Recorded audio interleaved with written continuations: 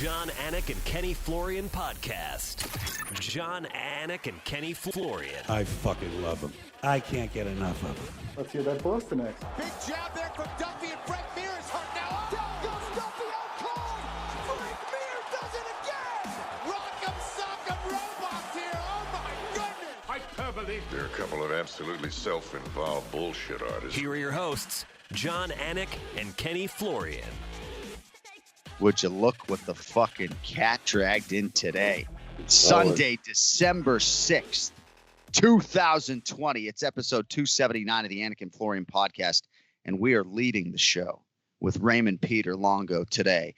I hesitate to say you're filling in for Ken Flo, because you don't fill in for anybody. You deserve top billing. I love it. Ubiquitously regarded as the star of the show. Ken Flo's got a conflict, and here you are waking up for us early on a Sunday morning. Just a good fucking egg. One of the best things that state of New York's ever produced. Yeah, let me tell you something, John. Even God took a day off. You know what that day was? Even he took a day off. Even it was good enough for That's God right. to take a day off. The cat dragged in. That's an understatement. You said to me in our little pre-show meeting there that maybe we should do this on Saturday night, because these have been some pretty quick turns for me. I slept 3 hours. I had a little red wine and beer with Paul Felder last night. Bruce Buffer was involved as well. So I'm hurting for certain today. I mean, there's no sugarcoating that. And yesterday was a pretty tough day from a live production standpoint, obviously going from 11 to 8 fights on show day. There's so many ramifications when that happens. So, but nonetheless, another one's in the can, Ray. I mean, these UFC fights keep on coming. We're so conditioned now to week by week that I feel like as soon as there are a couple dark weeks here from December to January, when that show hits January 16th, we're going to be jonesing for UFC fights because it will have been 3 weeks. Yeah, no, I tell you what, like a lot of people were waiting at 7 o'clock, man. They had their game face on. Ready to go. What happened? Where's the fights? Did they change the channel? You know, and I was like, oh my God, 8 o'clock. I got to wait till now. This is horrible. Right. But I'll tell you what, man, it opened up with a good buddy, Gian Vellante. And I thought there were a couple of really, really good fights last night from guys that I was not too familiar with, you know, that you don't see a lot, but I thought there were a couple of breakout performances last night. Yeah, we have a lot to get to. Stuff that really looked good, man. Yeah, a lot to get to with Ray, and you will hear from Ken Flo later in the program. He will be on to make his UFC 256 picks opposite Ian Parker, and Ken Flo's got some thoughts on Hermansson and Vettori and everything that transpired. I will also say, too, before we get too deep into these fights, for me, these 8 fight cards versus as many as 14, it really brings a lot of fun back into the live sporting event for me, because when I'm sitting down in that seat, as I've said here before, and I got 28 fighters over 7.5 hours, it's such a bear and it's such a marathon that it's hard to think about fun. But for me, an 8 fight card is just so manageable. And it's just so much easier to manage your energy. And this is nothing I wouldn't say to my bosses, but I just think it's interesting for the listeners to hear just how different my night is when it's 8 fights. Versus... Yeah, it's great. You know what's funny, man? It's what we're accustomed to is like we want like 14 fights, but 8 fights, a lot of fights. No, I know. It is a lot. It is a lot of fights. Yeah. That's a big fight card when you think about it. But we get so used to like those marathons of fights that it's crazy. But I think the only thing Cody, I think, brought up a good point, man. If they would have just started that at 7 and ended at 12, I think it would have been better off. But, you know, I'm sure with all the programming stuff, television logistics, they know what the hell they're doing. Yeah, but that would have been the only difference is get it started early, ended early. I think people, especially on the East Coast, I think the problem is when you do, you know, that's the problem, you know. But I mean, Cody Mera was born in the early 1990s, so he can stay up late. But Cody, for me, I'm up 6 a.m. Eastern. I fall asleep at 9:30 p.m. Eastern time. Well, I'll tell you, the point that I was trying to make with that, Ray, is the fact that I think a ton of people missed out on an amazing main event. I mean, 25 minutes of just absolute barn burner action that some people probably went to bed for. Right. And you wake up the next morning, as I will do and my twin bro will do, try to maybe avoid the result. But when you get a 25-minute main event, you know, it's a little bit tricky the next day. You're trying to get that in with the kids and everything else. But let us talk about this main event, Ray Longo, because statistically speaking, there were more significant strikes landed in this middleweight contest than any prior in UFC history. I thought it was an outstanding fight. I felt bad for some of the guys in the back who had finishes, who were hoping to get that bonus money, just watching all that money go away. But what did you make of the main event and Marvin Vettori's breakout performance? Yeah, look, we know Vettori could punch. I think it was a really good fight for him, and in the sense that I think he thought it was going to be a way easier fight, and it wasn't. So he's going to grow from that a lot. I think even mentality wise, I think he was maybe a little over cocky. And man, did Hermansson. Man, I give it up to him too, man, because he stayed in the pocket with that guy. He ate his left hands. He had to survive a knockdown. So, man, that was a tough motherfucker, man. Just written it out against all odds. And I thought he did a great job. So I thought, for Vettori, I thought he was going to be an easy fight. And he had to dig down deep after he wasn't getting. When you knock a guy down, you think the fight's over and you got 3 or 4 more rounds to go. That's tough too, man. You know what I mean? So mentality-wise, I think that was a really huge fight for Vettori, and that's going to pay dividends in the future coming up for him. And the other guy's just tough as nails, and I think he proved it. And man, it was a great fight, man. You didn't know what was going to happen in that fight. I did think it was interesting in round 1 after the knockdown. Vettori, I thought, and maybe this is just the fan in me, that he absolutely should have retreated and tried to challenge/welcome Hermansson back to his feet to see if he could survive. But that's not what happened. But I want to lean into what you said about Jack Hermansson, because this is an amazing effort in defeat. And this is the why this fight was so great, because Jack knew he had to go for it to win the fight and was willing to get knocked the fuck out. And without a doubt, the losing fighter isn't willing to get knocked out. And so maybe you don't get that great contest. You get a guy who's just willing to survive and go the distance, and he loses 50-45. So I just have so much respect for Jack Hermansson. And we talked a lot about Marvin Vettori's championship hunger.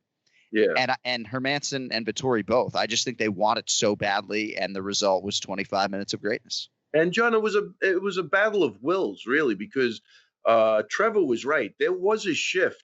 And I think it was the 3rd round when that guy was down 2. He came out ready to get knocked out. It was either I knock you out, you knock me out. He came out swinging. He took that 3rd round. And then the other guy had to dig down deep and come back out. And I think Cordero did a great job in motivating him to go back and, start being the aggressor again. And there was a shift for a little bit. And normally those shifts don't go back, So I think that was where Vettori, I give him an A+ is that he was able to come back after the 3rd round, after knocking the guy down the first, thinking the fight's over, winning the 2nd round, thinking that this is going to be, it's only a matter of time till I catch him again.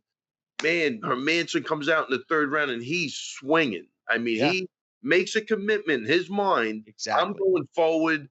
That's biting down on your mouthpiece and going forward. Like when you're in the 3rd round, it's a 3-round fight and you're losing. That's what you have to do. Yes. Right there. What Jack Hermansson did. He didn't give a shit. It was either he was going to try to knock the guy out, or he was getting knocked out. He knew he was behind. And if you look at that fight, I think it was phenomenal for a lot of mindset reasons. Yeah. But there was a shift in tide, just a small shift. And normally that shift stays, and it didn't that time. And that's where you go back to Vettori and go, because that's a shitty position to be in, man. You knock a guy down. You basically think you're going to win the fight in that instance. Then the round's over. You come out, you try to do it again. He's having a great time. And in the 3rd round, man, the guy takes the round back from you. And he's not even really he's not really known for his striking. And you're getting outstruck. That's mentally, I give him credit for staying in there and then winning 4 or 5, man. It was a great fight for that, man. I do believe Marvin Vettori needed to manage his energy system and take part of that 3rd round off, for lack of a better way to put it. But you're right. Jack Hermansson just biting down on the gum shield and willing to die in there. Cody, what do you have? So I thought a really impressive part was for 25 minutes, Jack went out there and he gave him the business. He tried to give his all. He tried to get the win. At the 25:01 mark, the dude couldn't use his right foot. I know. That's a great point. Literally couldn't fucking walk. Yeah, you couldn't tell in at minute 24:58.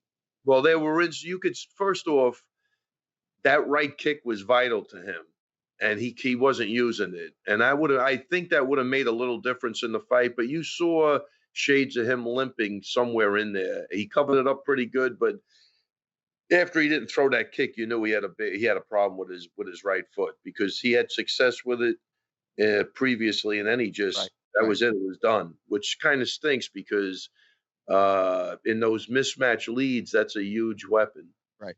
So there's no overstating how big this win is for Marvin Vettori, 4 in a row, and just how big a moment this could be for Italian MMA, because there have been other fighters, Alessio Di Chirico and other Italian fighters, Mauro Romero, Barella, but nobody has vaulted into the top 5. And I don't know that any of them prior had a championship ceiling. And that's what I think Vettori has here. But wait a minute. What about the Italian stallion, Matt Serra? What are you doing? You have to be actually from Italy, or did Matt Serra walk out with an Italian flag? Was he born in Mezzacarona? He's so from Praise. What do you think about Marvin Vettori?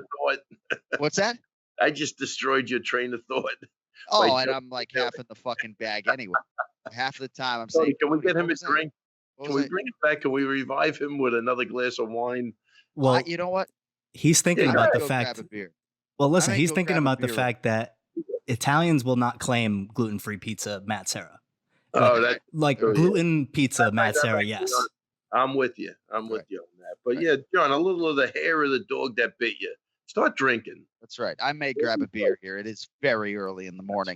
But as we spin it forward quickly, Ray, Marvin Vettori, what is his ceiling, and what is your appetite for a fight between him and Paulo Costa? Wow, I'll tell you what, man. First of all, I give him credit for even calling out Costa, even though he's coming off that disastrous loss. But that should be the type of fight that Costa loves. The main event. Yeah, let's do it. Well, and the thing is, right, is that it just speaks to that championship hunger. And I know I sound like a broken record on this, but it's so easy to quantify it with Marvin Vettori.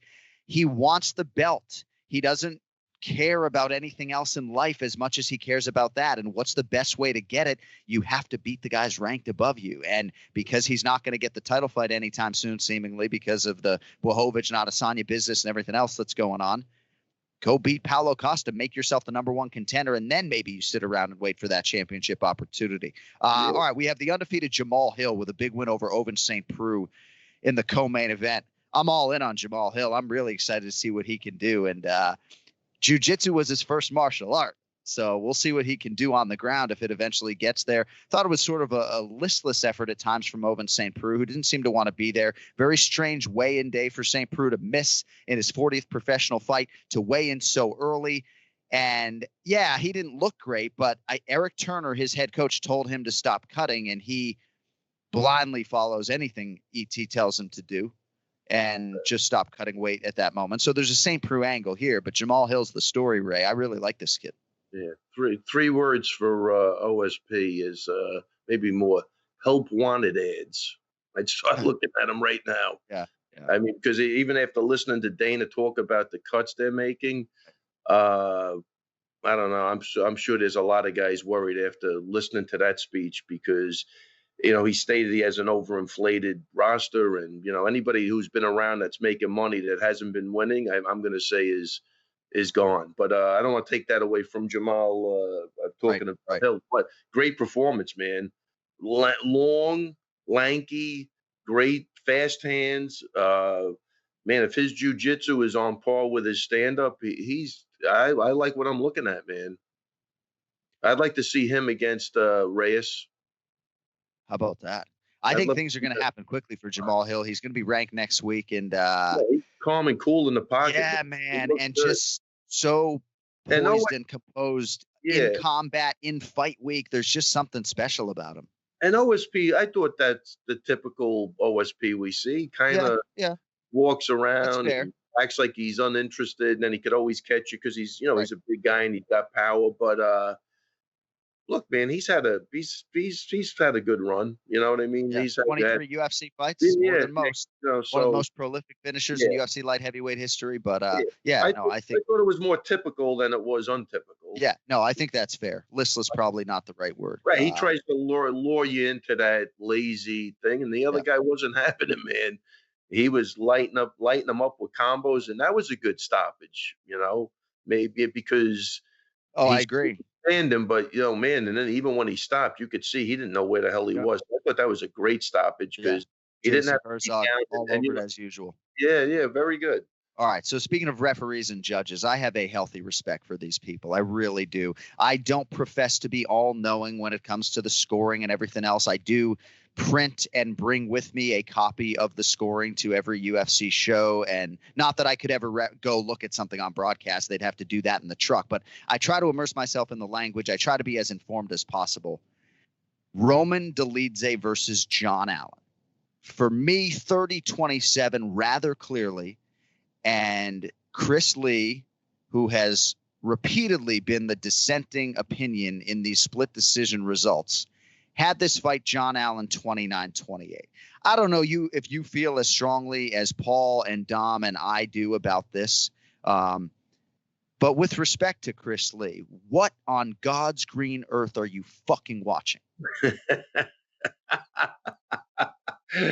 Where are we going with this again? Though? Well, tell me. I mean, because the thing is, we do have a lot of commissioners and referees and judges who listen to this podcast, and I have perpetual interactions with these people all the time, and I will have interactions with them after the fact here. I need clarity from Chris Lee. I need a verbal defense from him for that scorecard, or I can't move on with my life. Yeah, right. And I need it too. I mean, you don't need it from me. I've been an advocate for this for 5 years. I've gotten nowhere, and the definition of insanity is doing the same thing and expecting different results. We're doing the same shit. Yeah. Hey, Chris Lee, if they're not going to let us talk to him, look, I don't know. I mean, who knows what? I mean, we have to see what the guy's thinking. That's the first thing. Is this just you being like, if you don't have anything nice to say, don't say anything at all? You kind of waffle it here. Let me tell you something. There's judges out there that don't even deserve to be walking around, nonetheless judging a fight. You know what I mean? So we could do a whole hour on this and literally, document things that are just unheard of. You know what I mean? And there's.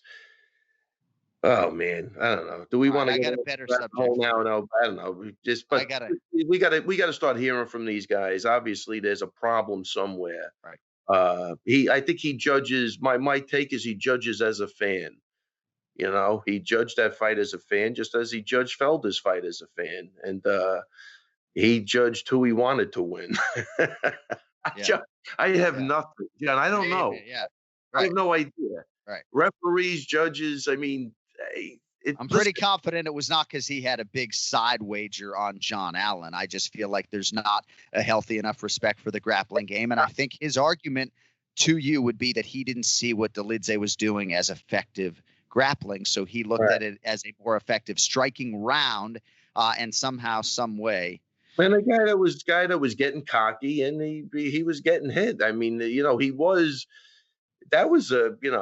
was a weird fight, but obviously the guy won the fight easily. Yeah. But one guy I will talk to about this the next time I see him. Judges and referees, what do they have to do to get fired? That's what I want to know. It's the only job in America where I think you could kill somebody and you're still going to hold your job. I mean, I don't know what else to say. I've been literally saying this for years. What else send the guy back to the minor leagues? Let him judge some amateur fights. I don't know. I mean, if you were asking me, you put me in charge, I'll correct all of those problems. I know you will. I know you will. I try to stay in my lane when it comes to these things, but one person I will talk to about this particular scorecard is Mark Ratner, because he is a dear friend of mine, the newly minted UFC Hall of Famer, and I'm sure he and I will be aligned on the scorecard, but what is the resolution? Yeah, right. That's the problem. We don't care about it. We're all aligned on the scorecard. What's the resolution? Exactly, because livelihoods are being affected, and if Chris Lee is the dissenting judge on the opposite side of 9 of 11 of the last split decisions or whatever the hell the numbers are, like that needs to be looked into. You know what else needs to be looked into? Jordan Levitt's. I should say Matt Wyman's well-being on a Sunday morning, but Jordan Levitt's slam of the classy veteran Matt Wyman. I mean, holy shit, Raymond. Talk to me. I tell you, what a beautiful adjustment when he took that hand and put it against his throat and just slammed him. Wow. And that guy seems like he seems like a crazy character, no? Yeah.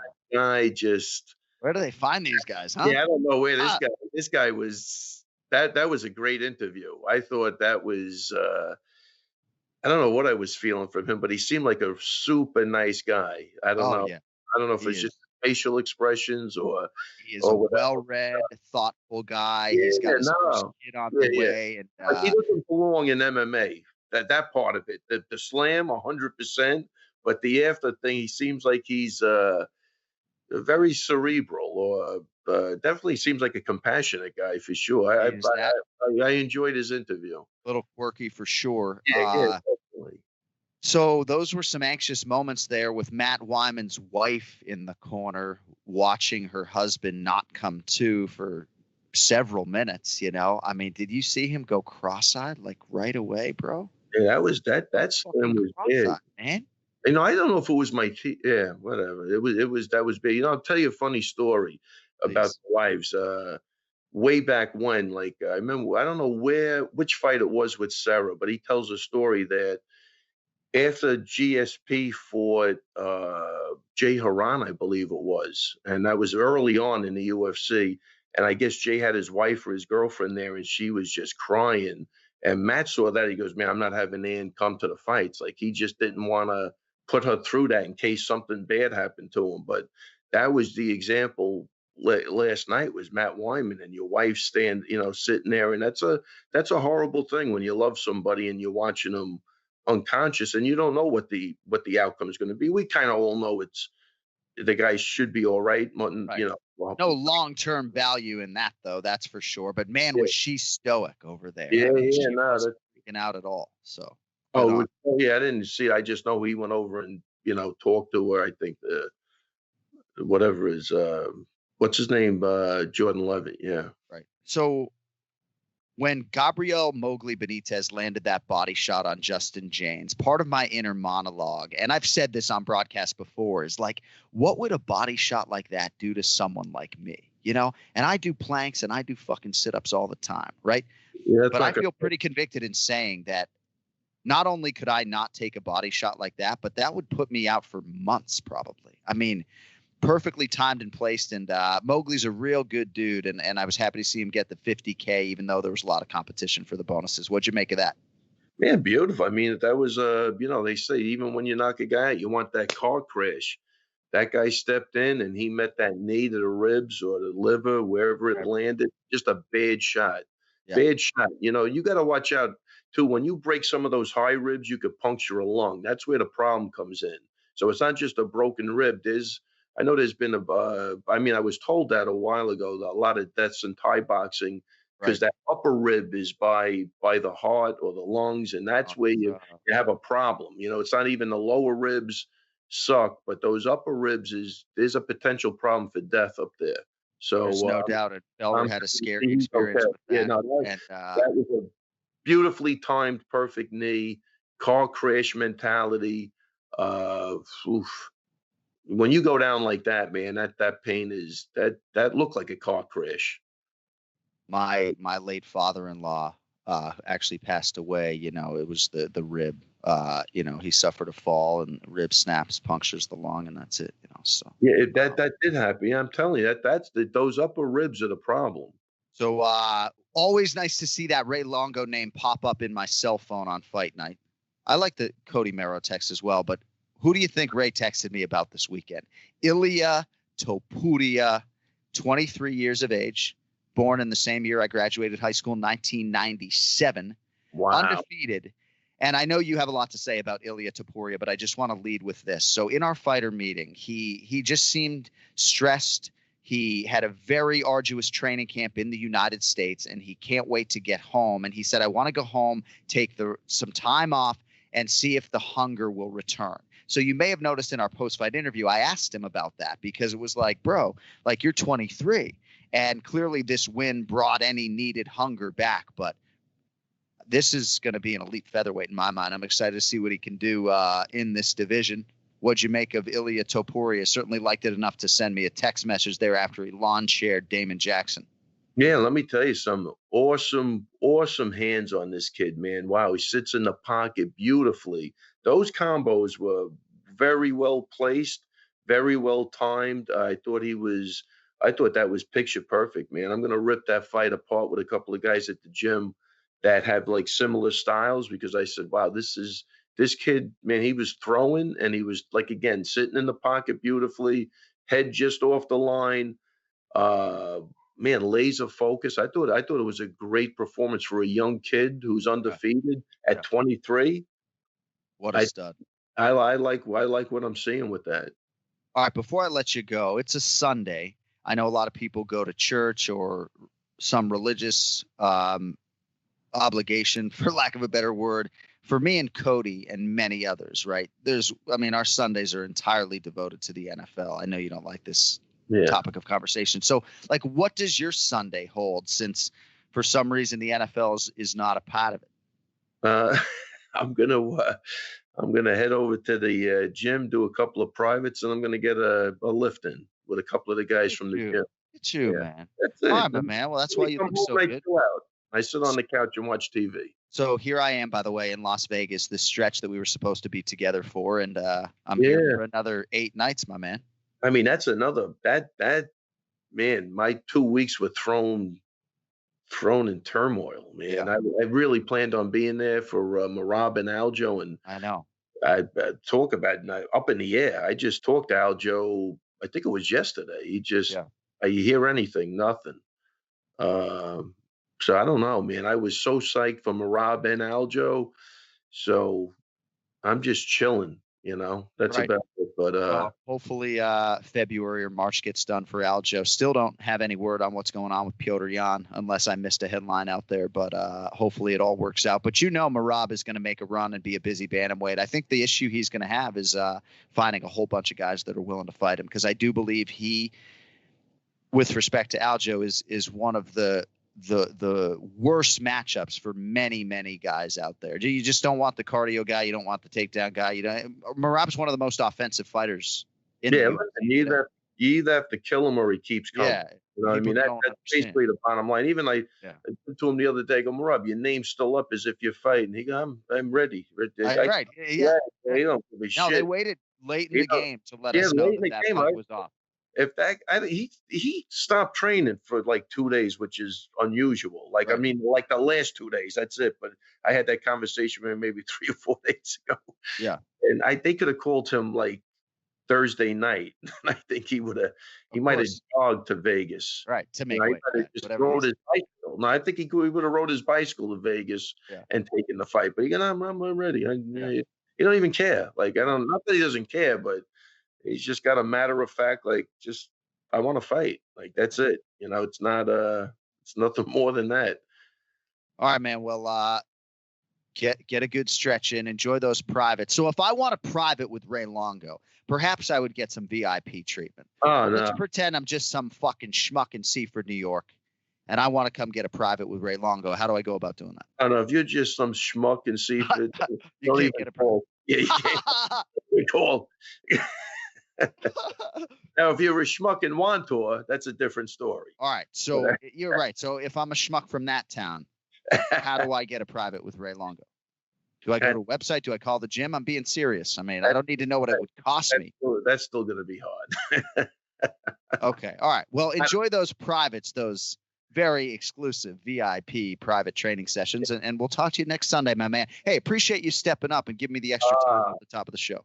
Man, John, this is such a pleasure to start off my Sunday morning like this. Is unbelievable. Anyway, guys, have a great time. Enjoy your NFL. Why the fuck you still watching that? I have no idea. Enjoy it though. Hey, Ray, just so you know how much I love you. 1, 2, 3, 4, 5, 6, 7. I have 7 favorites in my cellular telephone. Wow. For some reason, Cody's not in there yet, even though I communicate with him more than most in my life. But I have 7 favorites in my fucking cellular telephone. You know who's in there? Raymond Peter Longo. Ken Flo's not in there. Hey, tell Ken Flo I say wherever he is. Yeah, and whatever he literally won't let us disclose it. So I'm not even joking. So he won't let us disclose his location. That's his business. It's easier to get a private with me than to find where Ken Flo is. Is that what you're saying? Like, where's Waldo? Where's Ken Flo? Hopefully he doesn't watch the show back and come fucking choke me unconscious. Hey, have a great private, okay? All right, guys. Take it easy. Ray. Take care. Bye. All right, speaking of privates, today's Ray Longo Minute has been brought to you by Manscaped. I love this company. They're on a mission to take care of your manhood with their below-the-waist grooming and hygiene products, and the mission has now gone international. Manscaped has now released their products in the UK, Canada, and Australia as well. And as many of you know, this company has literally changed the way I go about my personal hygiene. I'm not afraid to talk about it. I'm not using the same trimmer on my face and my head as I use down there because I got this Lawnmower 3.0 ceramic blade on this thing. No nicks and cuts, waterproof technology. Take it in the shower. And it's not just the Lawnmower 3.0. They got the Weed Whacker for your ears and your nose, the Crop Care Kit, the ball wipes, foot deodorant, body wash. It's all in these bundles. The formulations are all clean, vegan, cruelty-free, dye-free, sulfate-free, paraben-free. So you know you are in good hands. And if by chance you're not there yet with Manscaped, now is the time to get in on the craze. Get 20% off and free shipping at manscaped.com/AF. Manscaped.com/AF. No promo code required. Just go to manscaped.com/AF for 20% off and free shipping. Manscaped.com/AF. All right, let's track down the flow. Let's get to the main event challenge. It's the main event challenge. Anik. The time is most definitely now. Florian. I finished fights. I'm going to do everything possible to win. The main event challenge. The John Anik and Kenny Florian podcast. Yeah, see, Ken Flo finishes fights. He ain't out here trying to have Chris Lee like ruin his livelihood. You know, he's trying to finish those fights. Today's main event challenge is brought to you by DraftKings. The holidays this year sure to pack a punch, and so will this weekend's UFC 256 card live on pay-per-view. And as some of the sport's most respected fighters step into limelight this weekend, I would encourage you to check out DraftKings, an official partner of the UFC. You know, me and Ian Parker are all in on this. And for this weekend's card, DraftKings is offering all players a shot at millions of dollars in total prizes. If you have not tried it yet, you're probably in the minority. But Fantasy MMA, it's wicked easy to play. You pick 6 fighters, stay under the salary cap, pile up points for advances, takedowns, and more. Of course, quick finishes going to help you tremendously, so keep that in mind as well. But there is no better way to put your MMA knowledge, and I know a lot of you have it, to the test than to compete for a shot at millions of dollars all week long. And beyond MMA, of course, DraftKings with plenty of fantasy contests for all of these sports that have returned to action as well. So download the DraftKings app now and use promo code AFPOD to get a shot at millions of dollars in total prizes throughout the weekend. That's promo code AFPOD to get a shot at millions of dollars in prizes only at DraftKings. Eligibility restrictions apply. See DraftKings.com for details. All right. So Ken Flo had a conflict, of course, off the top of the show. So we had to call on Longo, but Ken Flo is here. We have the dude for 30 minutes. My man, the Duck, is here as well. You can find him at Ian Parker MMA. You can find his tweets during UFC Fight Nights on ESPN Plus as well. But Ken Flo, it's great to see you. And I have to begin with Jordan Levitt because you posted over the weekend, I am intrigued by Jordan Levitt. I'm going to tell you, with respect to you and Team Hall and Ryan, I might be more intrigued by this guy than Ryan Hall. And I say that somewhat tongue-in-cheek. But if you missed his slam of Matt Wyman last night, I'm sure. I mean, I don't know if it was on SportsCenter because of the violent nature of it, but he framed him up beautifully, which you don't always see, and knocked him out cold, cross-eyed immediately. That says nothing of his jiu-jitsu acumen. What makes you so intrigued? You know, I love the fact that he is very unique, very authentic. He's just being himself out there, and he went out there. And again, he's not a guy who's going to intimidate you. He's a little odd, right? Does things his way, and then goes out there and does one of the most brutal knockouts we've ever seen. And I thought it was really smart the way he did it. I mean, as brutal as it was, right? It was a violent slam, but the fact that he kind of picked him up, knew exactly where he was going, walked toward the edge of the mat, put his forearm on the front of that neck. So there was no bouncing. There was no, it was just all of his weight on top of it. And the whipping action of that slam was just brutal. Matt Wyman's been around the game for a long time. Yeah. And Jordan Levitt just kind of took care of business really, really quickly, man. That's a guy to watch.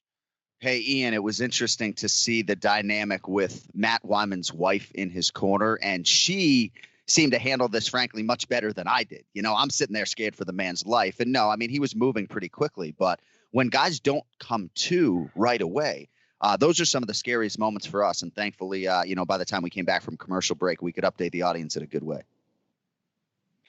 Glass half full. Maybe she was like, hey, he got knocked out quicker sooner than later and didn't want to take a beating. I don't know. Yeah. Listen, when you have family around as a fighter, as a coach, anything, it's always hard. Listen, the fact that Levitt went over to her and they kind of embraced that moment, and I'm hoping Matt Wyman, takes a real good look at his MMA career, maybe decides, hey, look, if I'm being slammed by a guy I'm not supposed to be getting slammed by, maybe it's time to switch spots with Kenny. Come on the show, let Kenny hop back in the cage, and let's fucking go, Kenny. We did not offer Matt Wyman Ken Flo. No, I'm just kidding. We were looking to upgrade the looks on the show, but we're not trying to get you back, that way. I'm just saying, Kenny coming out of retirement. I heard Jake Paul needs a dance partner. I'm voting for Kenny Florian. Let's go, Kenny Florian. Thank you. The fact that he calls himself the Monkey King too is really interesting. It's kind of it's a reference to like a 16th century Chinese novel, Sun Wukong, where basically he was recognized as recognized as the best fighter ever. He had the ability to transform into anything and everything. So I like that he's just very nerdy and, really believes it, in that whole thing. And I don't know, man, he really is very intriguing. I wonder if the guy who gave him the nickname knew all of that, because basically that was his nickname. Win. No way. He read that novel. Yeah. No, he had a quick win. He watched the Jungle Book, and Kenny's just really smart. Yeah. That's all that was. Mowgli was on this card as well. All right. In the nature of time. So, Ian, you switched your pick from Marvin Vettori to Jack Hermansson, largely because Jack was the underdog and you saw a little bit of value there. And again, you're playing with a lead. But let's talk about this fight a little bit, because Ken Flo, we had such an intriguing fighter meeting with with Marvin Vettori. Excuse me. A little underslept here, a little hungover, not gonna lie to you. But I said to Marvin, I'm like, you're the betting favorite. And I mean, that is a measure of respect, even though it's not coming from maybe people that but there's a lot of respect in that. And he's like, of course I'm the favorite. As humbly as Marvin could say that, this is a hell of a middleweight. I think he just needed a chance to prove himself on a big stage. And at least statistically, that was the busiest middleweight fight in UFC history. I mean, I think that's a great way to put it. I mean, to be able to take advantage of something like that in a main event spot against a tough dude and Jack Hermansson, I thought really positioned him extremely well. I think I misunderstood. I really misinterpreted Vettori and kind of how he fights and what he's been doing lately. I think he's a guy that is getting better. I think he really performed extremely well. That left hand was firing all night. My goodness, just brutal shots. Hermansson is tough as hell. But Vettori just looked on, man. I mean, there was nothing really where I thought he was going to be in trouble. He didn't get overly emotional. I thought he managed that well. I was a little concerned with his pacing in the first round. But, man, the kind of shape that he has to be in to keep that pace and eat those shots that he did against Hermansson as well, I thought was just amazing. And it was just an unbelievable performance from Vettori. Ian, I have so much respect for Jack Hermansson in defeat. Marvin Vettori is not the first fighter who has to take a round off, so to speak, to win a 5-round fight. What'd you make of the main event over the weekend? Yeah, look, Vettori, we get a lot of vibes from certain fighters when they are up and coming. We just say they're built different, and we've been saying this about Vettori for a while. Now, going from Roberson to Hermansson and then Jack being the underdog, I did see value there, but my breakdown really was spot on with how Vettori was going to win this fight before I switched. I think Marvin Vettori is just different. I think, and I said to you off camera, with COVID, it's either going to make stars or break guys from the top that are taking fights because of, they want to fight. Jack had 3 different opponents, and out of the 3, this one had the least amount of name and hype behind him. And Marvin took advantage. Now we're going to see him highly ranked. I think Vettori's got a lot of momentum going. I think he's going to be he's going to be a problem. I thought it was a little weird in the 3rd round. I saw his energy dip, but like you said, I guess he just felt like he was up 2-0. That corner work on his side was phenomenal. They let him know it. Like you're up 2-0, 3rd round, you lost it. Good. You got your energy. Get back out there. Rafael Cordero was perfect with that. And Trevor Whitman was spot on calling out that corner work. And literally, Vettori comes out and does exactly what his coach says. Unlike some other guys that we watch where they don't listen to their coach literally at all. We don't need to call out names, or we can later. But Vettori's built different, man. He looked great. Jack Hermansson's so tough. But we all knew once he couldn't get that fight to the ground, end up on top. And it was a boxing match, he wasn't going to win that fight. Kenny, when a lot of handicappers are looking at a fight, one of the conditions is hunger, championship hunger, drive, what motivates a fighter. And sometimes that can be hard to quantify. But I think in these two particular athletes, they might care about their girlfriends and certain things and their families, right? But these guys, all they care about is being UFC champion. And it is so clear. And I do think there are huge discrepancies in the UFC. You know, Jimmy Smith used to say the happy to be here's, you know, guys who are just trying to sign that UFC contract to be a UFC fighter, give me my fight kit and all my gear. And there aren't that many of those, but I don't know, Ken Flo. I guess my biggest takeaway is that the cupboard is not at all bare underneath Israel Adesanya. There are a lot of good fighters and a lot of guys who have championship mettle and a burning desire to be the best in the world. Absolutely. I mean, that's the way it should be, right? I mean, for me, I was not going to be in the UFC if I didn't want to be a champion. There's no point. It's just too dangerous of a mindset. And you could see both Jack Hermansson and Marvin Vettori wanted to be there. Those guys clearly wanted it. They were trying to take each other's heads off. We got an absolute classic fight because of it. But yeah, I think you could see that. Vettori's not here to screw around. He means it. He's the real deal. And he's not just a hammer, and that's kind of the test I think you look for also is that it's fine when you're the hammer, you're out there kicking ass. It's easy. It's easy to be a fighter. But when you look at someone and how they respond to adversity and what happens when they start to take shots, I thought he proved that he's here to stay and that he's not going to go away easy. All right, let's get into some picks. UFC 256 beckons this weekend. Figueiredo versus Moreno. Isn't that crazy? 21 days between title defenses for Figueiredo. If you saw the graphic last night, this blows Ronda Rousey and Matt Hughes out of the water with 56 days between defenses.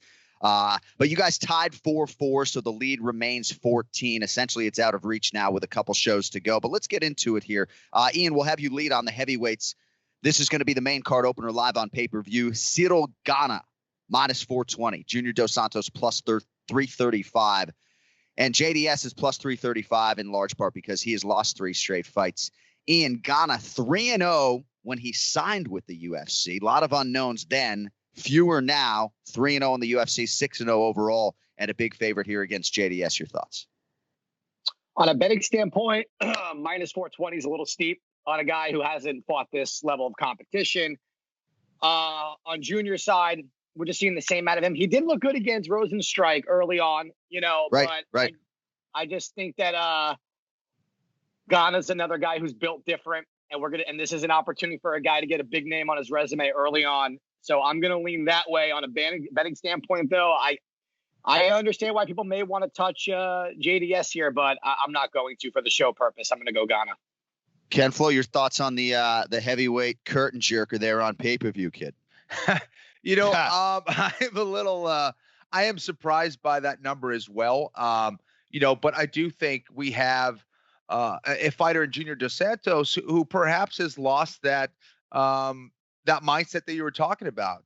Maybe he is just happy to go out there and collect a paycheck and, he had his time and he's just trying to stay busy and make some money. And that's not the mindset you want to go in there against someone like Gana. I think that this is a guy who is extremely dangerous.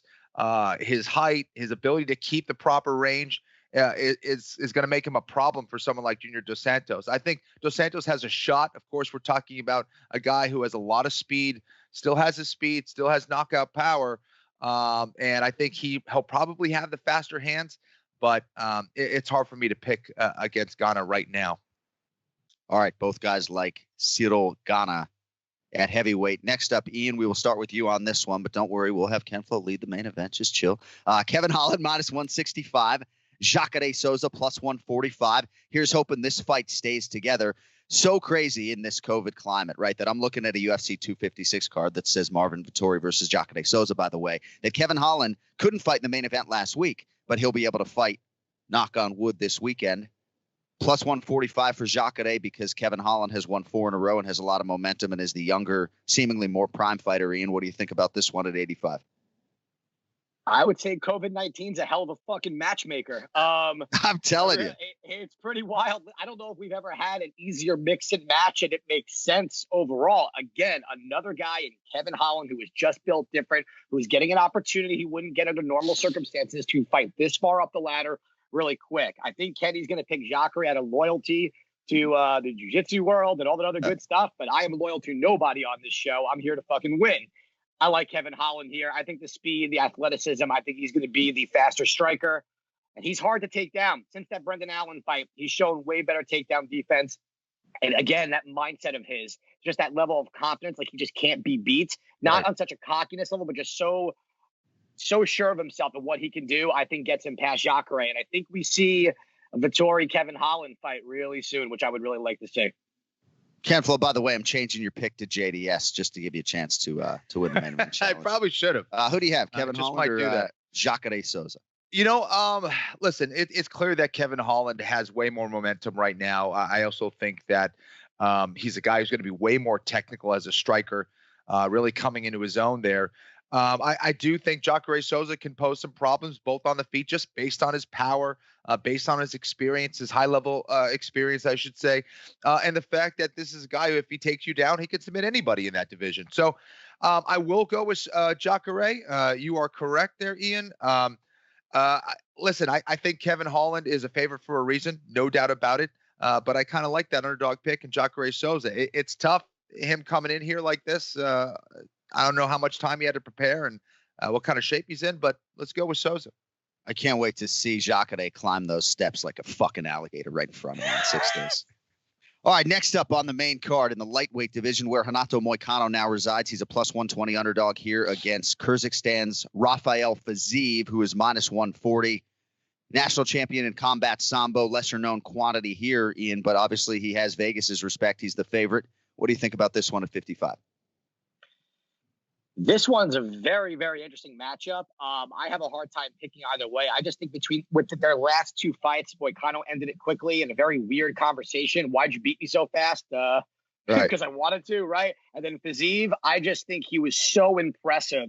He showed so much improvement in his game. And if this fight stays standing, this guy, I'm pretty sure, came from the Matrix. So I'm going to go Fiziev.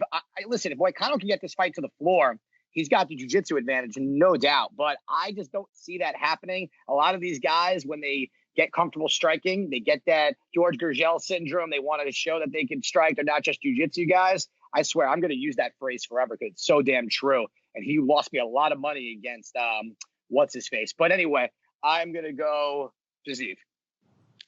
Rafael Fiziev, born in Kazakhstan, fighting out of Kyrgyzstan. Kenflo coming off a fight of the night win over Mark Chikasi. That was on Fight Island. Looked outstanding. Certainly has power, hand-to-hand combat credentials in addition to the combat sambo. And a huge opportunity for him at 27 to fight somebody in Moicano who's making his 10th UFC start here. Any thoughts on this one in your division, kid? You know, Fiziev is a fantastic striker, very dynamic, very fast, very powerful. He moves very well. And I don't like that for Moicano. I do think that Moicano has some good experience. So he could maybe get it done. Moicano is a Brazilian Jiu-Jitsu black belt. But there's 2 things that concern me. I don't think he's that dangerous on the ground. I think that if he does get him there, yeah, sure, he should definitely be the better guy on the ground. Is he the best Brazilian Jiu-Jitsu black belt in the world? Probably not. Does he have high-level wrestling skills where I'm like, he's definitely going to take down Fiziev? Probably not. So, unfortunately, I have to agree with Ian here. All right, I was most excited today to get your co-main event selections to see if one of you would back Charles Oliveira at plus 145. If you have bet on him in his last 7 fights, you have been able to walk to the window and cash all of those 7 tickets. He is the underdog here against El Cucuy, Tony Ferguson, minus 165. Co-main event here, Ian, we will need the round and the method of victory. There are some variables with Tony Ferguson, namely, how does he respond to the Gaethje fight that was absolutely brutal? But he is still Tony Ferguson. Oliveira is the most decorated submission artist in UFC history. I mean, this is a main event. This is a huge, huge fight at 55. I wish it was 25 minutes. It is 15. Ian, who wins? Well, the fact that you just even mentioned the difference in how many rounds this goes plays a huge difference in who I pick here, right? If this was 5 rounds, I wouldn't even look at Charles Oliveira. I'd look right at Tony Ferguson and say, don't be an asshole, okay? And just fight how you've been fighting, learn from Gaethje. We haven't seen him lose in God knows how long. So to your point again, we don't know how he responds, especially to a guy in Oliveira who just all of a sudden he's knocking people out. Now, has Oliveira fought this level of competition in his entire career? No, he has not either. So these are the two I really balance. On an underdog standpoint, 3 rounds, I am going to take a shot at Charles Oliveira here. All right. I do think that in these scrambles, this is not a guy that Tony Ferguson's going to do a million tumble salts and cartwheels out. And this guy will still stay on his back. Kenny's smiling because I think Kenny wanted to go Oliveira here too. And I 100% know why. Striking wise, Tony's unconventional, but he's not the most technical striker. And I think if Oliveira uses his range, uses that push kick, this is going to be a tough fight for Tony. He's finally fighting a guy who is going to oblige on the ground and be the better ground guy all over the place. So again, if any time for Oliveira to step up and get a shot towards that title, he did it against Kevin Lee, and I said he had to do it then. He has to do it now. He knows that. Charles Oliveira, I can't see anybody finishing Tony the way Justin did. I'll say decision, but I don't like that pick. But I will go Oliveira. So last fight for Charles Oliveira, Ken Flo, you sometimes forget because it was right when COVID-19 hit. It was that main event in Brasilia against Kevin Lee. I wouldn't knock the strength of schedule necessarily as much as Ian Parker would. Certainly it's not on a Tony Ferguson-like level, but this man has been there. He has done that. He has certainly rounded into form, and he's still only 31.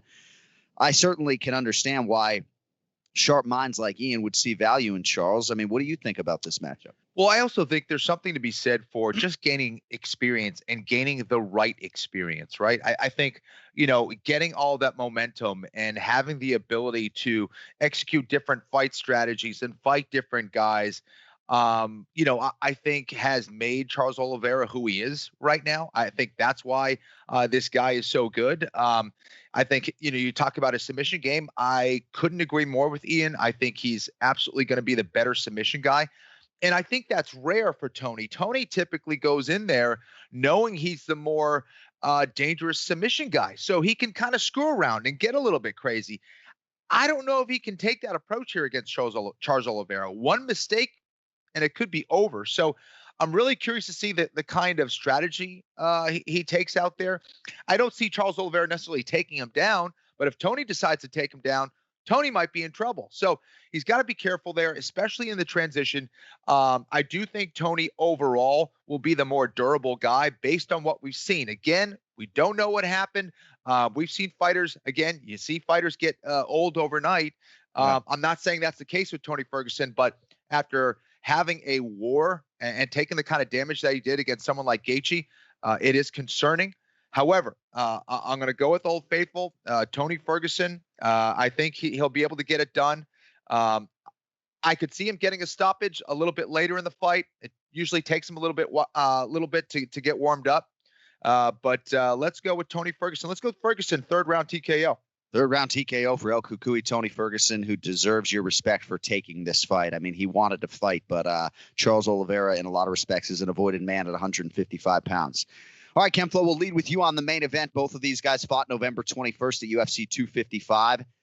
Davison Figueiredo minus 290 in a similar range as he was against Alex Perez. Brandon Moreno plus 245 will need the round and the method of victory. My reports from Las Vegas are that Davison Figueiredo has been omnipresent at the UFC PI. His weight is low. I think this is a huge benefit in terms of the weight management for Davison. And I do believe that is a factor. Again, we were told it was going to be a real tough cut for 255, and he was one of the first guys there. So sometimes I got to sift through the misinformation even on the ground. But I think it stands to reason that for Figueiredo, given his frame and how hard this cut has been, I think that could potentially be a big factor. With that backdrop, Flo, who wins the flyweight title and how do they get it done? Well, listen, I think that he will have a tough cut every single time, no matter what. But I do agree with you that having come off of a recent win, recent fight, and staying in Vegas, I think he's going to be feeling way better about that. And I think that he's a guy that has a lot of different weapons. He has the submission game. He clearly has the power. I mean, I don't think we'll see many guys that have that kind of power at 125 pounds. It's just extremely rare. And Davison definitely has that. I think that's the thing that really stands out for me is that he can change the fight in an instant. Moreno can keep a certain pace and win rounds properly and do the right things. And I think he's well-rounded and can cause some problems for Figueiredo. is he better than Figueiredo on the ground? Is he better as a wrestler? Does he have more power? Does he have more tools on the feet? I don't know. I mean, it's close. We're certainly going to find out. It's just hard for me to bet against someone like Deiveson Figueiredo right now. I think Deiveson is most likely going to have his shot at hurting Moreno at some point during that fight. I think it will probably come in the third round, and I think it will probably be a knockout or TKO. Ian Parker, any value on the Moreno side? I think Kenny just said that absolutely perfectly. I think this fight may look a lot like when Figueiredo fought Pantoja, another guy who's a technical striker, fast, high pace, strong jiu-jitsu, and look what the champ did. It's just that power. You know, these guys want to, when they get in those moments where they just throw down, and Moreno will throw down with him. You know, I think the one thing where Moreno may be just he throws a lot of volume. He will, and Figueiredo does not. So if Moreno could stay away from that power, and if he could end up on top during the scrambles, I think he's smart enough to not get guillotined. I do think there is value in Brandon Moreno, but to Kenny's point, how do you bet against the biggest villain, scariest guy in the UFC? You have like Ngannou at heavyweight, and this guy here at 125, and like you see this guy, and you're like, fuck, like how is he a 125? Or how have you seen, like if you walk into a bar and you see this little guy with that hair? Right. You know, the minute he looks through your soul, you're like, fuck. And then all of a sudden he like knocks you out or subs you really quick. You're like, wow, big fuck. Like this guy is the real deal. I think Moreno is going to surprise some people here if he doesn't get knocked out quick. Yeah. I will go the champ by decision. I don't think either guy is going to finish the other. I said that last time, and then the champ won round one. But this is the type of fight that brings 125 in the flyweights back to life. 100%. This is going to be a fight I think people are going to say, I could watch this fight happen every few months, because after this, I don't know who's next that people are going to get as excited for unless the champ goes up in weight. All right, we have about 3 more minutes with Kenflo. I'm going to do 2 quick picks, and then I want to get a final thought from the former 3-time UFC title challenger on the way out. Brazilian Jiu-Jitsu black belt versus Brazilian Jiu-Jitsu black belt. Mackenzie Dern -175. Vina Jandiroba +155. Ian Parker, which way you going? Jandiroba. Kenflo, what do you have here? Wow. Obviously, Mackenzie Dern, if you're watching the video. I'm going to go with Dern. I think that Vima is a beast. I think she's very dangerous. I just think she does her best work on the ground. There's black belts, and then there's Mackenzie Dern level black belts. I think Mackenzie gets it done by submission. All right, and then at featherweight. Yeah.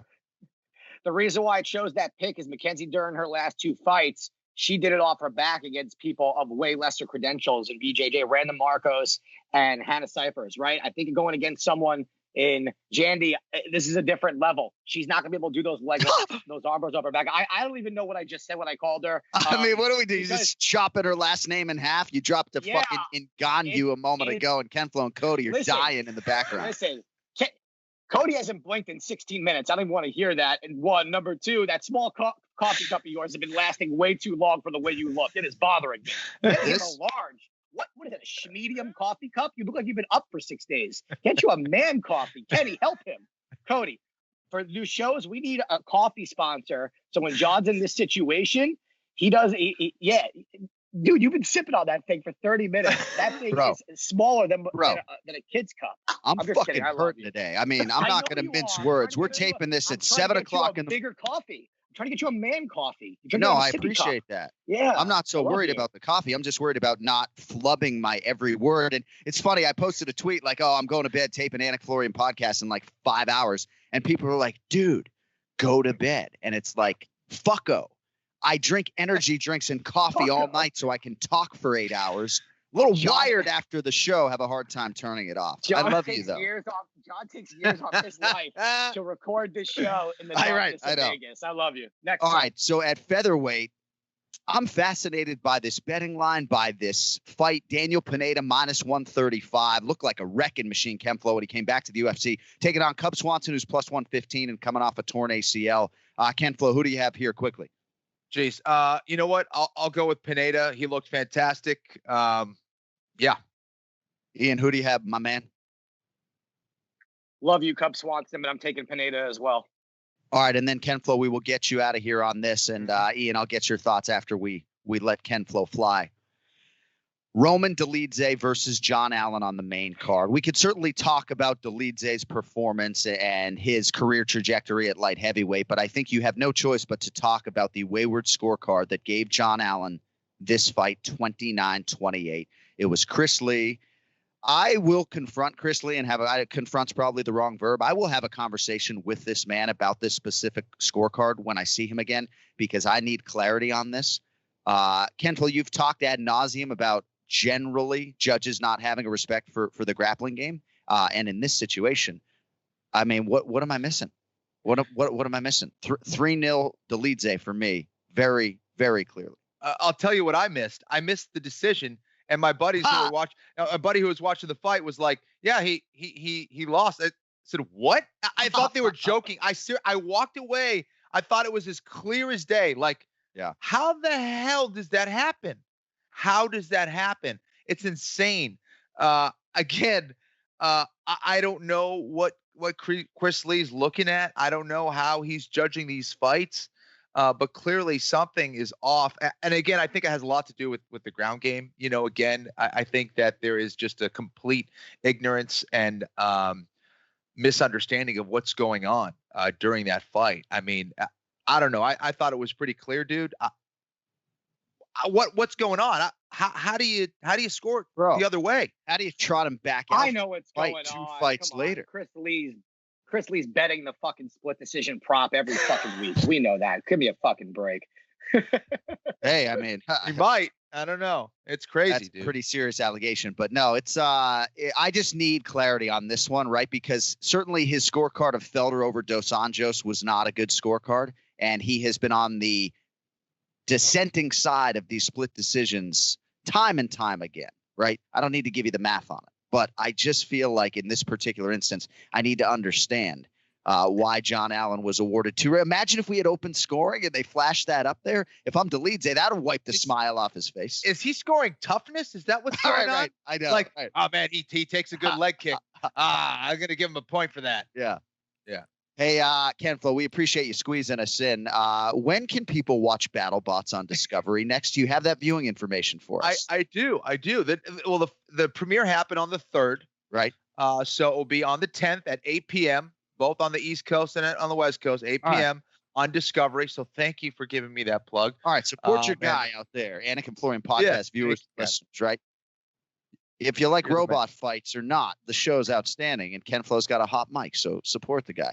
All right, get out of here. I'm going to chop it up with Parker for a few, but we appreciate you squeezing us in, and full show out of you next Sunday, and we know you'll bring it, obviously, after the pay-per-view. Thanks, my man. Thank you, boys.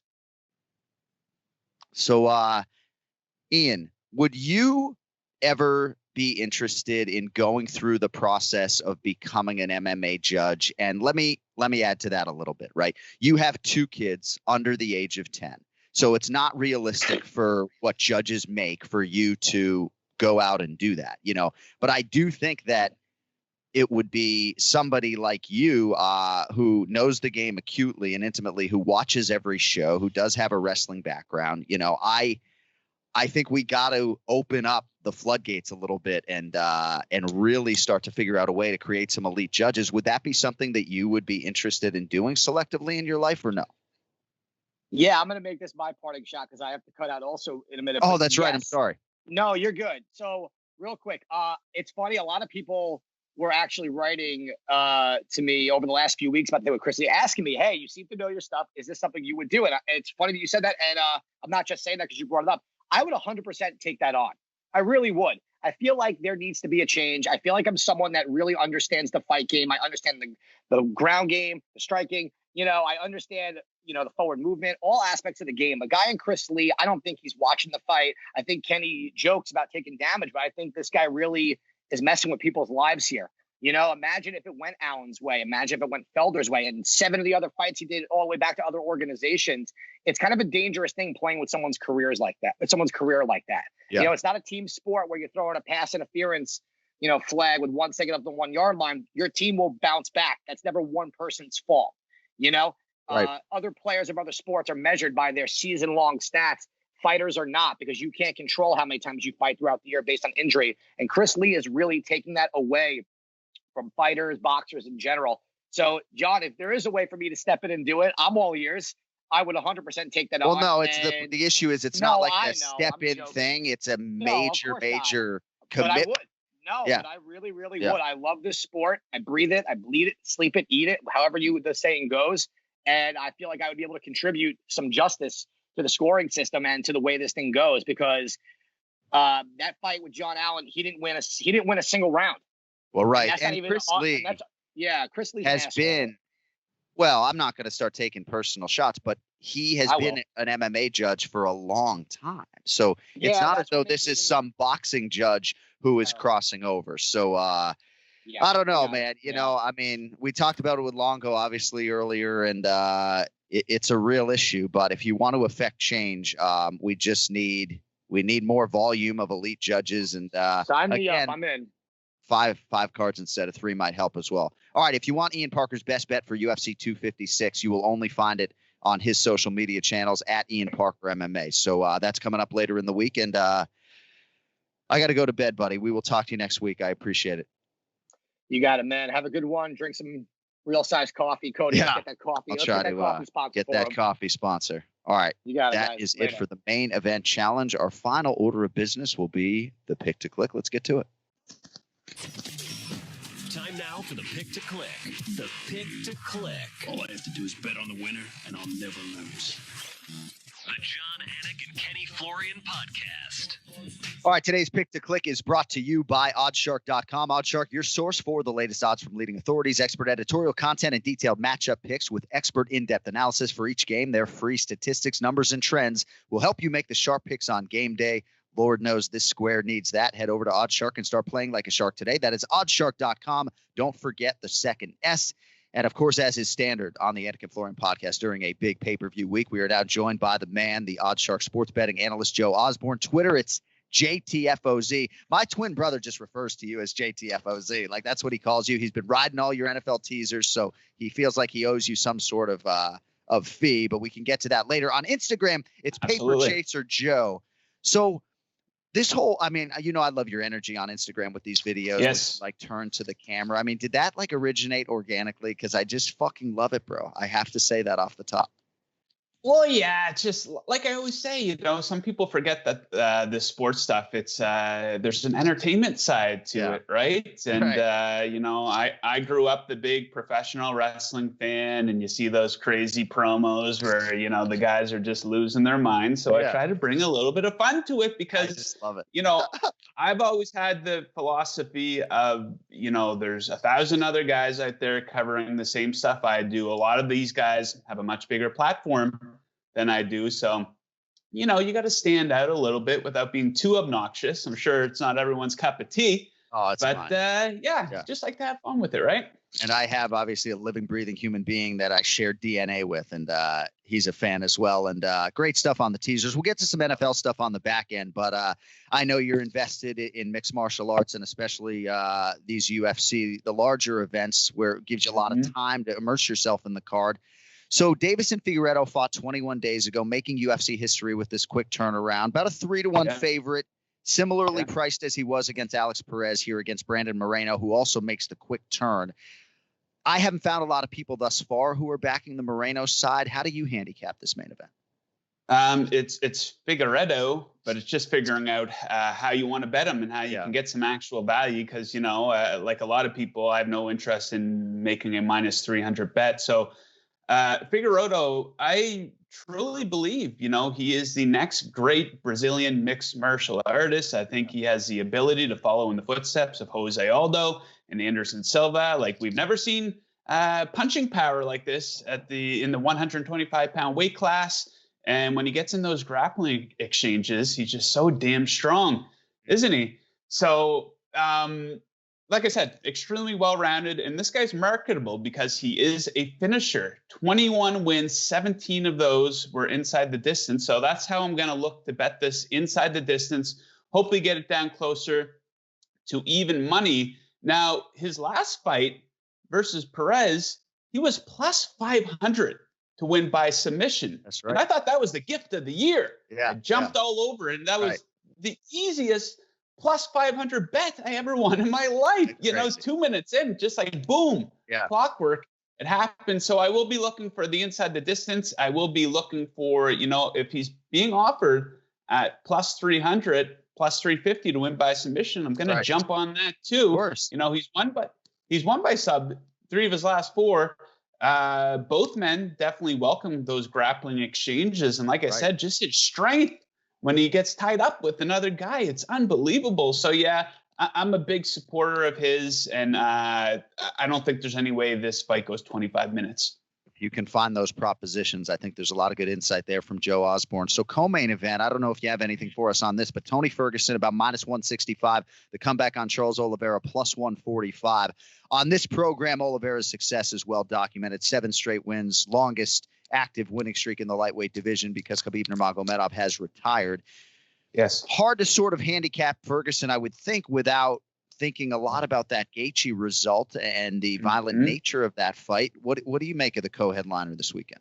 I like the underdog here, Oliveira plus 145. I don't know how he's going to win. He does have those 7 straight wins, 7 straight finishes.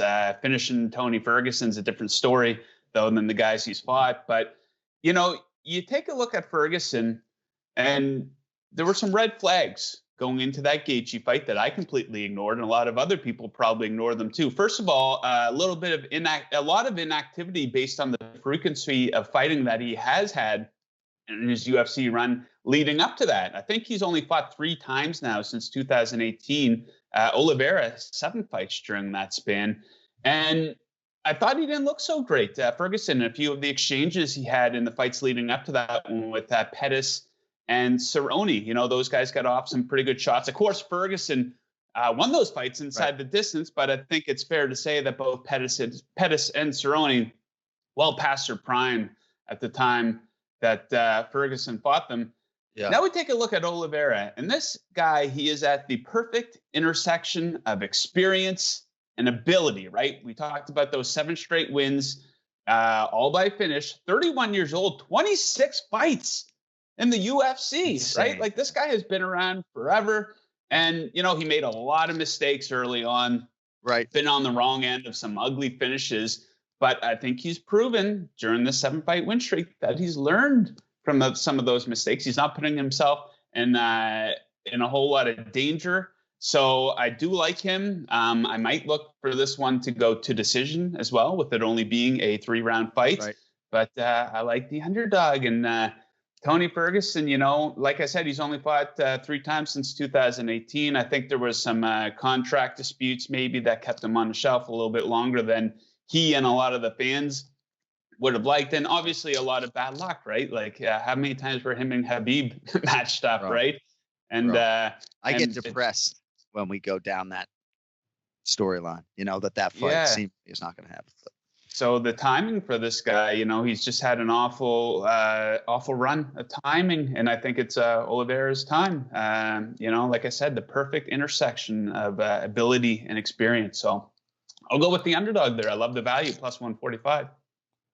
Well, and man, you got to love the way that you put that, Joe. I mean, I've been sitting here listening to MMA talk about this event for the last 2 hours, and I still pick up something new from you on that. So much appreciated. We love having you on the program, but I need your help because we're doing an against the spread challenge here against John, and I've just been getting hosed. I've been getting bad beats all over the place. I'm losing bets by half a point here and there every time.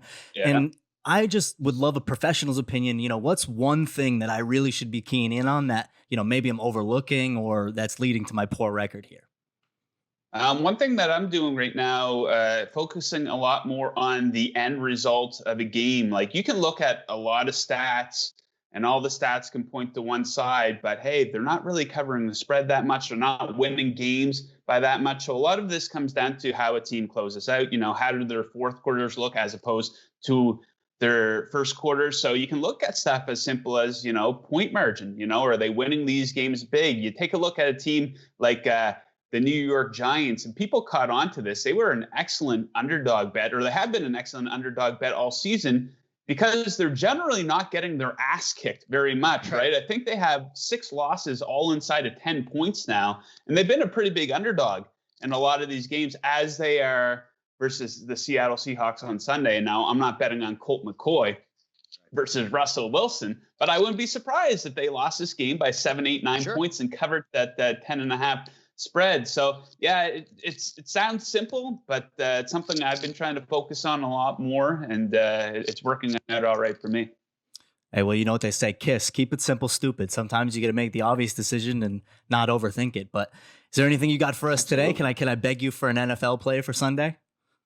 Yeah. Well, I'll give you guys one for Monday. So even better. My hot spot.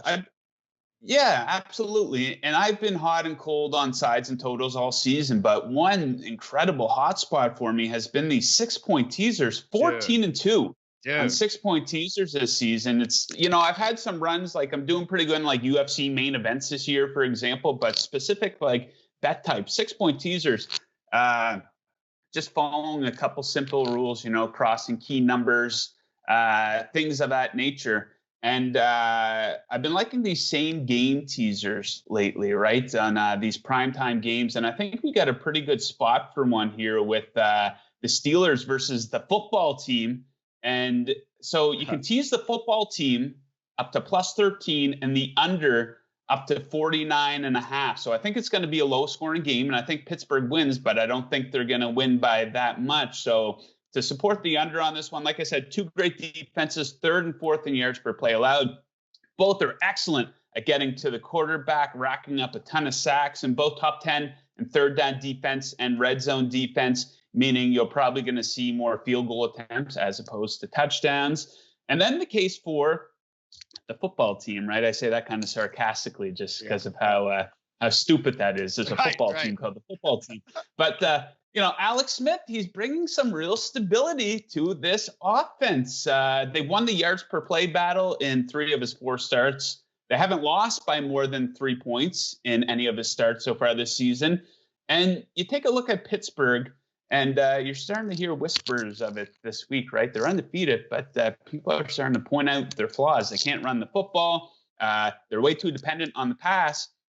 And if you look at how the football team matches up with them offensively, they're neck and neck with them in a lot of key offensive categories. And I think that would surprise a lot of people. They're playing very disciplined football. They're not making a lot of back-breaking, idiotic penalties that you see a lot of teams do. And injuries are also really starting to add up for the Steelers here. Bud Dupree, he's out now. So that linebacker core's been hit hard by injuries with they already lost Devin Bush. So, I wouldn't be surprised if the football team, hands the Steelers their first L, but I would, absolutely. A little bit of sprinkle on that money line, but I'm much more comfortable. Get them all the way up to plus 13, the under all the way up to 49.5, and hopefully we have a low scoring game where the football team either wins or doesn't lose by very much.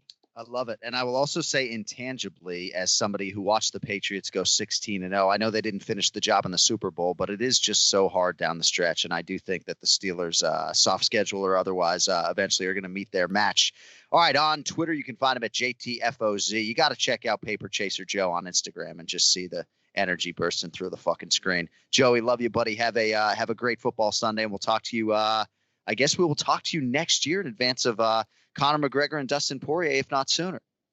Yeah, I can't wait. We'll have to have you on the OddsShark program there, John, to break down that big one with us. I'm sure it's going to be a massive card. But as always, guys, thank you so much for having me on. Good luck, and good luck to all your listeners as well. Thank you so much, my man. There he is, Joe Osborne, with us for the Pick to Click today. You can also check out the Capper Cup at OddsShark.com as I try somehow to represent the UFC with a bunch of handicappers that are just much better at this than I am. Although, despite 3 straight losses, I'm still above 500 here picking against my guy, Cody Merrow. I'm 7-6. You're 3-9-1, I guess. So which pick of yours are the listeners most likely to fade today? Well, that's exactly right, John. I mean, I'm becoming the auto fade. I'm trying to give away money here. I think the Bills are going to come into neutral site against the 49ers and come away with the win. They're a pick 'em at most books, so I'm going to ride with the Bills here. I do too. I am in the Circus Sports contest. I'm not doing all that well. We're above 500, but I love Buffalo. They are in my 5 this week. But my pick to click for you today, and I'll make it quick. So I kind of like the Patriots against the Chargers because with respect to the LA Chargers, I do think this is the best coach in the NFL, Bill Belichick, versus the worst coach in the NFL, Anthony Lynn. And we know we got our guy, wide receivers coach for the Chargers, Phil McGagan, Anik and Florian podcast listener. Absolutely love the guy. And I think it's a good staff overall, but I just don't have any confidence in Anthony Lynn, game management, situational stuff. Absolutely terrible. But I don't bet on the Patriots out of principle. So Tennessee Titans -4 home to Cleveland. I just think the Browns are not as good as their record indicates. Sorry, Stipe. And I think you're getting a good number here. Titans were -5.5 most of the week. It's down to 4. So the Tennessee Titans pick to click for me for week 13 of the National Football League. All right. Thanks to our producer, the maestro, Cody Merrow, our guests, Ian Parker, Ray Longo, Joe Osborne, Ken Flo, actually, with a guest appearance today. We'll be right back with you next Sunday night in advance of another UFC offering on December 19th. And a lot of stuff coming up at the end of the year. The Anik and Florian Podcast Awards, the AFPAs, our annual awards show, is coming up. So that'll either be final show of 2020 or more likely first show of 2021. But we'll get the nominees out there, get you guys involved as well. And you can certainly start that process, firing us suggestions for maybe some of the fights or fighters we will have forgotten when it comes to the APA nominations. With that, thank you all for listening, for watching. Kindly subscribe on YouTube. We appreciate that. Don't forget, remember, the show is live on Thursday nights on this very channel with Bilal Muhammad and my twin bro, Jason Anik. No audio version of that on iTunes, so you do have to ingest the video, but it is live, and I promise it is worth your time. We will talk to you next Sunday. Until then, have a great week. Enjoy the rest of it. Yo, fucking later.